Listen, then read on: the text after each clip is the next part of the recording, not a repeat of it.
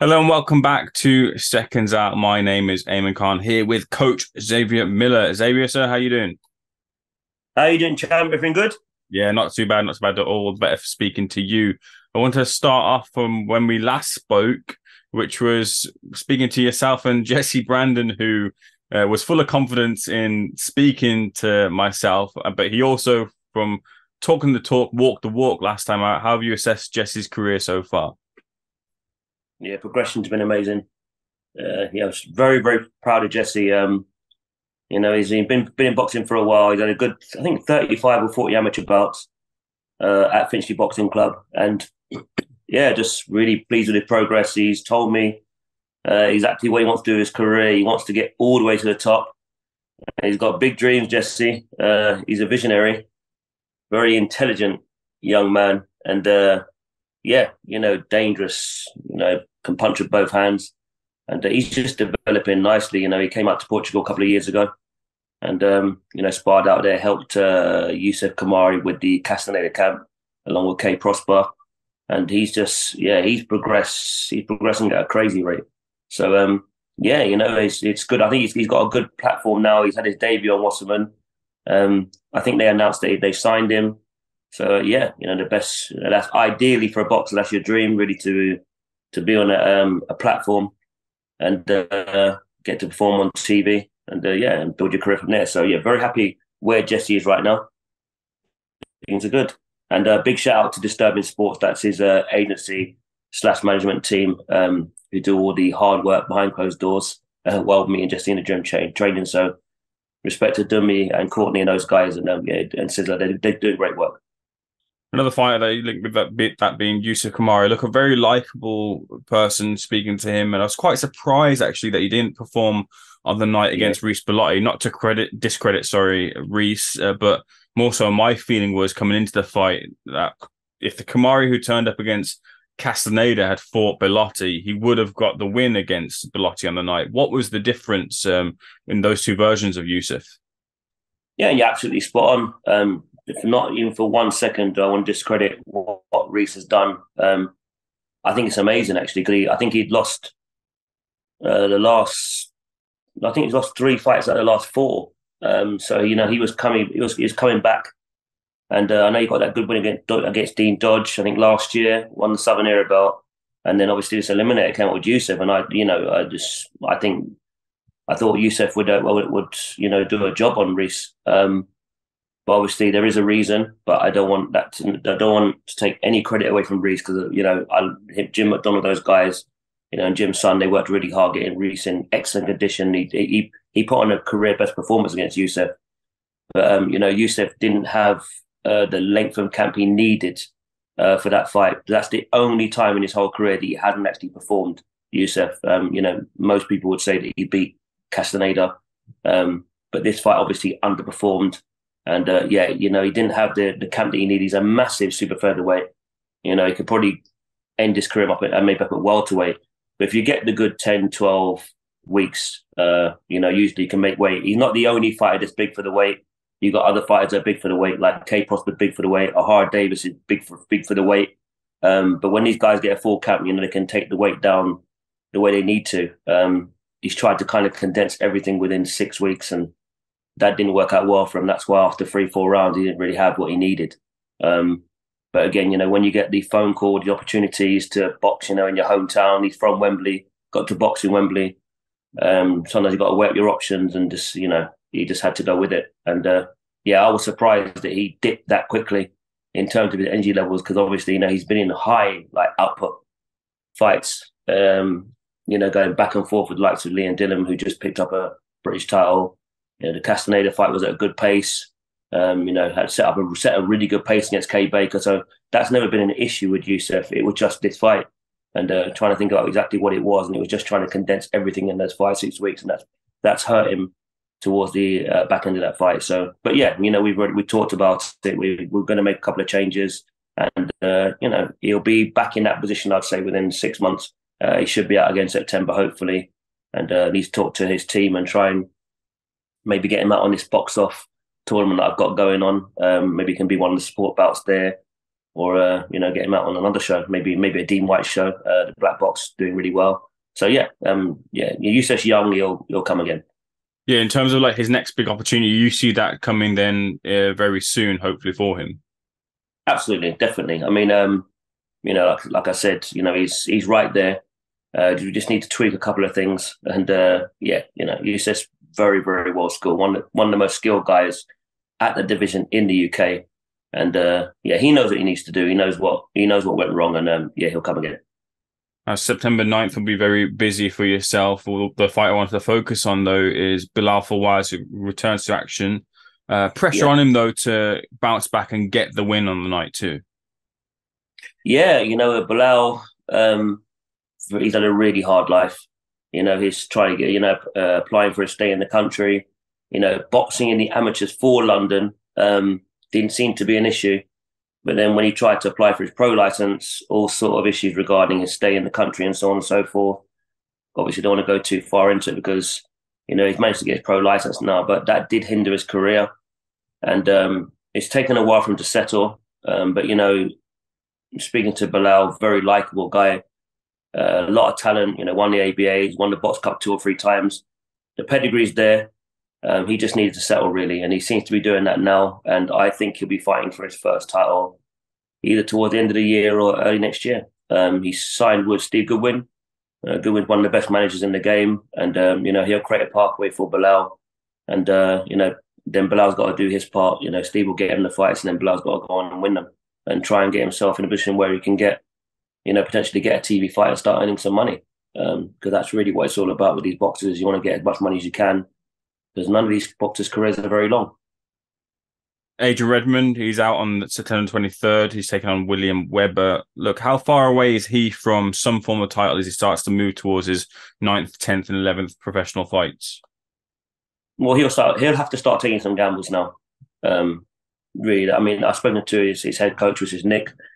I think he turned pro 2017 and been on 7-8 fights. He's just not active enough.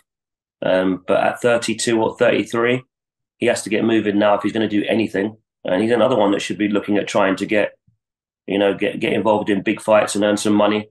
So really, we've got this fight, and then he should be pushing on and trying to win an English title, and trying to make some money. Adrian's been around me for a long time. The day I actually the day me and Nick opened our gym in Neasden was 2013. Adrian was one of the first boxers to walk through the door. He's always been very, very supportive of Neasden Boxing Club. He's one of the coaches there. He coaches the junior classes along with Yusuf Kamari. So, these guys have put a lot of time into the gym. And, it's very important that they go on and show the young guys in there that this is what you can achieve. These younger boxers in the gym, the kids are looking up to them and seeing how far they can go and want to replicate that or surpass it. So, yeah, it's very important that Adrian does something with his career from now and starts pushing on. I got a message from a friend a few minutes ago, and they sent me a video.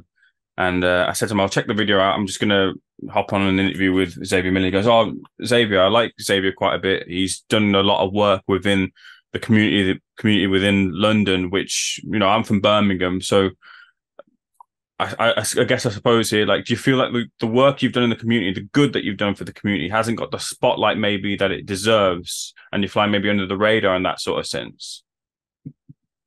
Good question. I mean, me and Nick, we actually decided to run a boxing club in our community because we wanted to help out the young people, to help with gun crime and knife crime, and have a safe place for boxers to come learn how to box or get fit. And we've done that since 2013. It's been a long journey. It's been hard. Me and Nick have actually basically funded our gym ourselves. I was in education for 16, 17 years. Nick's still in education. So it's more important for us to provide, a service in our community and do our part, more than anything else. So I'm not really looking for anybody outside of, our people, really.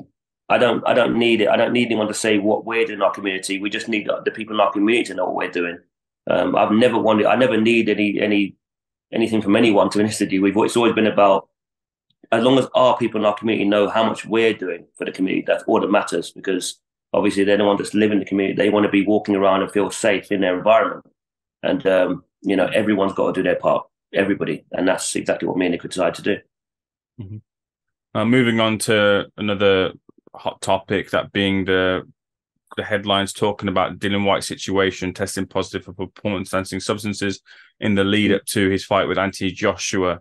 Look, I just want to get, first of all, your reaction to when you read that news. What did you think? Shocked. I'd already requested to go to the fight, and looking forward to going there and seeing this rematch. I mean, been a long time coming. First fight was good, and they're both at different stages in their career, and I was really looking forward to this fight. I'm definitely shocked. I mean, obviously, 4 fights. I had 4 fights with Dillian. Been around him and his people, and he was always tested regularly, and never was any of those sort of issues come up.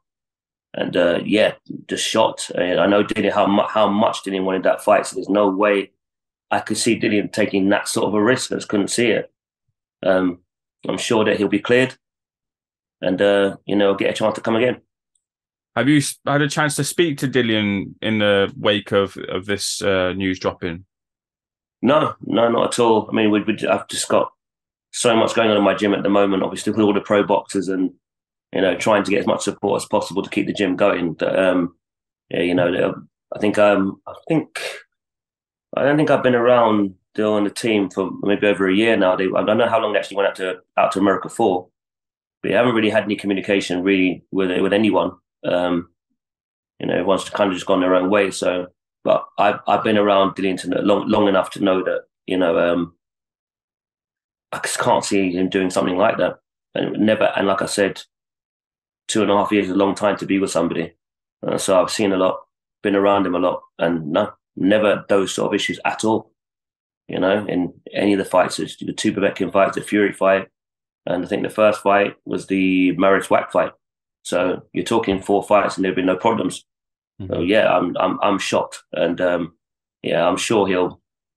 I don't know what's happened, but I'm sure he'll be able to get through this, and I think there's no doubt he'll be able to produce innocence definitely at some point, and get on with his career.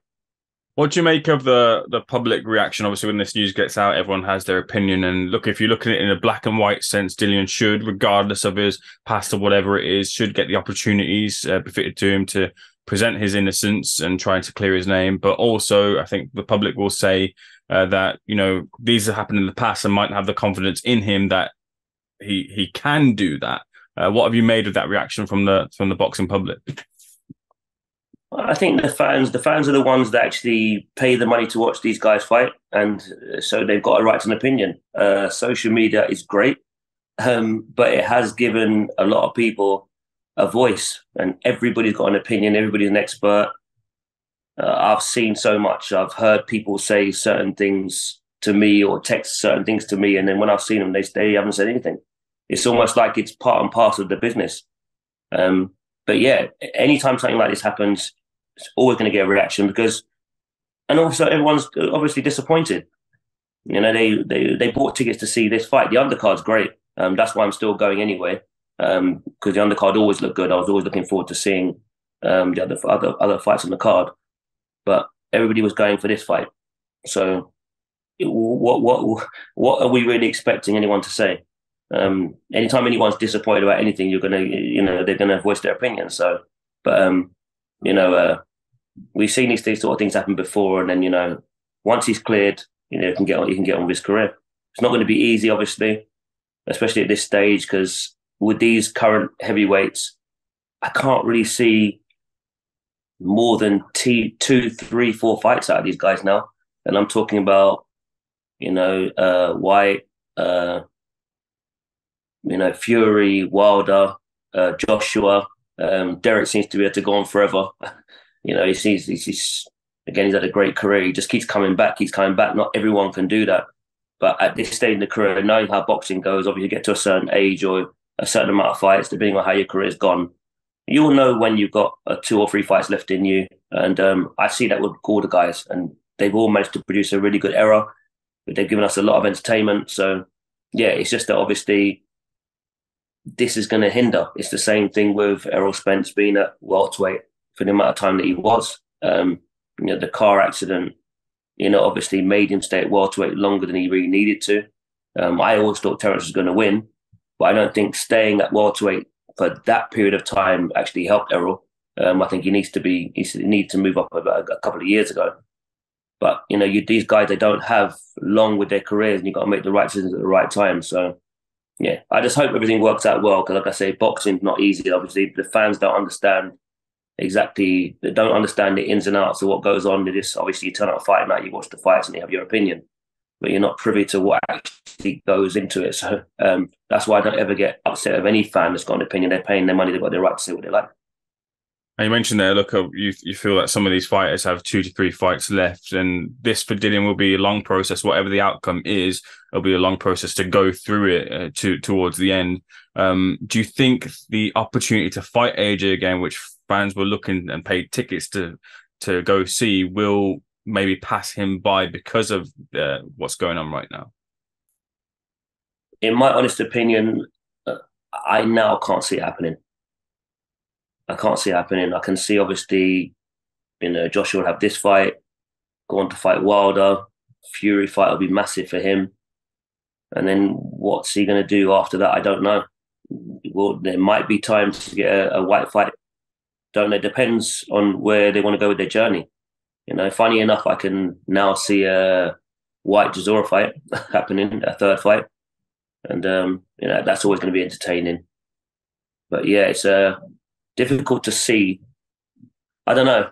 It depends how long these guys want to be involved in boxing. It's hard, isn't it? Money talks, doesn't it? Mm-hmm.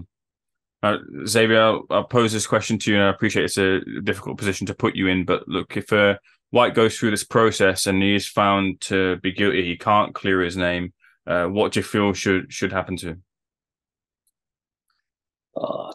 Yeah. I think because of the amount of time I spent with Dillian, I wouldn't want to answer a question like that. If it's someone that I didn't know, I could probably answer it differently. But yeah, too difficult for me to answer that question. I didn't even want to think about that. I just wanted to produce. I just wanted to